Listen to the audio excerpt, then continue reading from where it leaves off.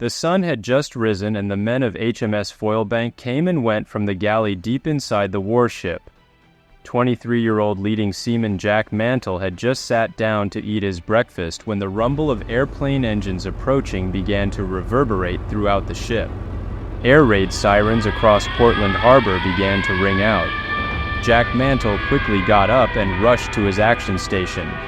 Little did he know that this would be his last day on Earth.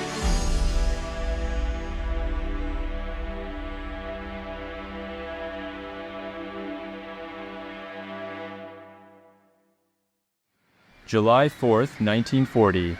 It was just under a week until the Battle of Britain would officially begin, but this did not mean that the Luftwaffe was not attacking the English home island. From the start of air operations over the British Isles, the Luftwaffe targeted British shipping. After the Dunkirk evacuation, crippling Britain's shipping became an explicit German objective. Merchant convoys in the English Channel and North Sea faced regular daytime air attacks and nighttime assaults from E-boats. Royal Navy vessels were similarly targeted, often facing the notorious Junkers 87 Stuka dive bomber as the Luftwaffe's preferred weapon. Its impact on shipping was devastating, particularly when able to strike without interference, as even a near miss could sink or disable a vessel. The British people would soon become well acquainted with it. A month had passed since the Dunkirk evacuation and 2 weeks since France had sought peace. Over 500,000 British and Allied troops had been brought back from France, though nearly all their equipment remained behind. The Dunkirk spirit had faded, giving way to the harsh reality that Britain faced a fight for survival. Churchill had pledged that Britons would defend our island whatever the cost may be, fighting on the beaches, on the landing grounds, in the fields, and in the streets. We shall fight in the hills. We shall never surrender. Standing against the Nazi assault would be the nation's finest hour, but the Prime Minister warned that the whole fury and might of the enemy would now be directed at them. And now, on this Thursday morning, it began. On that warm summer day, 26 Junkers Ju-87s escorted by twin-engined Messerschmitt 110 fighters were sent across the Channel to target Portland Harbor on England's south coast. In the harbor's calm waters, the 5,500-ton anti-aircraft ship HMS Foylebank lay at anchor. HMS Foylebank was equipped with half-inch or 12.7mm machine guns, 2 quad 2-pounder pom-poms, and 4 twin high-angle 4-inch gun turrets. This made her a formidable opponent for enemy aircraft. While most of her crew were at breakfast, unidentified aircraft were spotted to the south. Initially mistaken for Allied planes returning to base, they were soon identified as Junkers Ju-87 Stuka dive bombers. These bombers aimed to neutralize the Foylebank, which they saw as a threat to their plans to disrupt Britain's coastal shipping.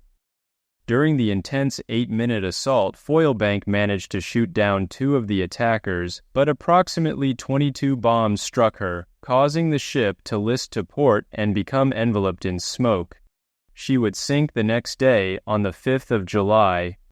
Out of her 298 crew, 176 were killed and many others injured.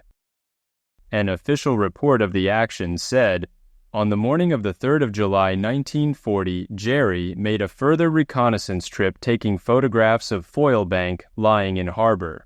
The next morning, on July 4th, 1940, the sun rose into a cloudless sky, and whilst men went about their duties, signals were being received that Jerry was in the area.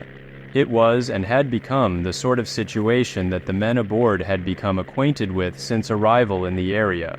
At exactly 0840 hours, Jerry was overhead with 26 Ju-87 Stuka dive bombers of the type first seen used in Spain, and then again as they blasted the armies of Europe into submission, which proceeded to fall screaming from the sky to loose their deadly load onto the ship and its crew. They came at us in formations of 3 and 5 for the next 8 minutes, and Foylebank's guns, those that their crews had been able to man, fought back ferociously. With 22 direct hits, her electrics out of action, guns not damaged or destroyed with enough men available, had to be fired by hand. Jack Foreman Mantle was posthumously awarded the Victoria Cross for his bravery in defending the ship despite being mortally wounded. Mantle already had a reputation, being at that time one of the few naval gunners on convoy protection duty to have shot down a German raider. He had done this with an old-fashioned Lewis light machine gun while serving on a French ship, and for this feat had been mentioned in dispatches. Mantle's commanding officer deemed his actions deserving of the Conspicuous Gallantry Medal, but this was later upgraded to the Victoria Cross. The award was announced in September 1940 and presented to his parents by King George VI the following summer. His citation in the London Gazette reads, "Leading seaman Jack Mantle was in charge of the starboard pom-pom when Foylebank was attacked by enemy aircraft on the 4th of July, 1940. Early in the action, his left leg was shattered by a bomb, but he stood fast at his gun and went on firing with handgear only, for the ship's electric power had failed. Almost at once he was wounded again in many places. Between his bursts of fire he had time to reflect on the grievous injuries of which he was soon to die. But his great courage bore him up till the end of the fight, when he fell by the gun he had so valiantly served." He remains the only sailor to receive the accolade for actions in the UK itself. An interesting perspective of the attack comes from a letter written by coxswain Edward Sidney Palmer, who was awarded the British Empire Medal for rescue work following the attack on the ship. Well, things were beginning to happen, fast motorboats coming and going, naval ships moving at all hours of the night, ships being sunk out in the channel, warnings of enemy planes and so on. At the eastern end of the harbor, in line with the southern entrance, they had moored a large ship. She had once been a grain carrier and turned her into a guard ship with anti-aircraft guns. Her name, Foylebank.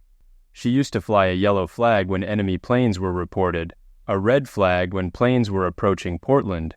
She also was the quarters of the reserve naval ratings. Well, on June 4th, I was proceeding down the inside harbor at about 8:30 in the morning, a lovely day, a normal day.